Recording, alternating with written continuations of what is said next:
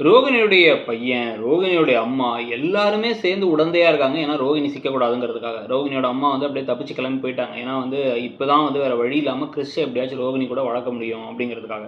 அதே சமயத்துல கிறிஷ் வந்து பார்த்தீங்கன்னா, என்னதான் முத்தும் மீனாவும் கவனிச்சுக்கிட்டாலும், அம்மா அம்மான்னு அம்மாவ தேடி தான் போயிட்டுருக்காரு. அவ்வளோ அம்மா பாசத்துக்காக அவரும் ஏங்கிட்டு இருக்காரு. குட்டி முத்து மாரி. ஆனா, அதுக்காக வந்து முத்துவும் மீனாவும் குடுக்குற பாசத்துக்கு திருப்பி அவங்கள்ட்ட உண்மைய கூட சொல்றதில்ல.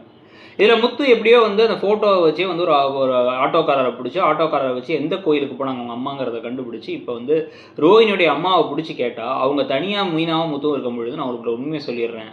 இந்த பையனோட அம்மா கிறிஷோட அம்மா கல்யாணி. அந்த கல்யாணி வேற யாரும் இல்ல ரோஹிணி தான் அப்படிங்கிறத சொன்னான். சொல்லிட்டு அவங்க சந்தர்ப்ப சூழ்நிலையால இப்படி குழந்தை பிறந்துருச்சு, இப்படி ஆயிடுச்சுன்னு சொல்லி சொன்னா வந்து என்னுடைய அண்ணனும், எங்க அம்மாவும் ரொம்ப சுயநலம் பிடிச்சவங்க. சரி, உங்களுக்காக நான் அந்த விஷயத்த யார்கிட்டயும் சொல்ல மாட்டேன்னு முத்துவும், மீனாவும் உண்மை தெரிஞ்சும் கூட யார்ட்டயும் சொல்லாம இருக்க வாய்ப்பு இருக்கு. உண்மை தெரியுமா? தெரியாதா? உங்களுக்கு என்ன தோணுது? இப்படி நடந்தாலும் இந்த தியாகச் செம்மல்கள் 2ம் தியாகம் பண்ணிட்டு தெரியுமாங்கிறத பத்தி உங்க கருத்த சொல்லுங்க. Thank you.